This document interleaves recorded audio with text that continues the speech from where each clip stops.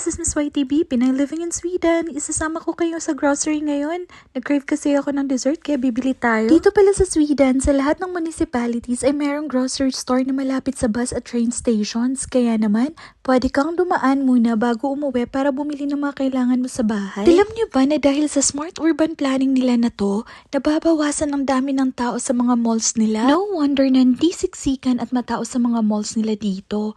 Ang basic needs kasi ng mga residente gaya ng transportation, grocery at pharmacy ay accessible na sa bawat locality. Kumuha tayo nitong strawberry donuts nila. Alam nyo ba, ang sarap nito at mura pa. Parang crispy cream ang softness ng donuts nila dito. Kumuha na rin ako ng iba pang mamimerienda namin kasi lahat naman talaga ng tinapay at mga pastries nila gusto ko. Kapag nasa Sweden kayo, I recommend na mag-explore kayo ng different breads and pastries dito kasi masarap silang mag-bake.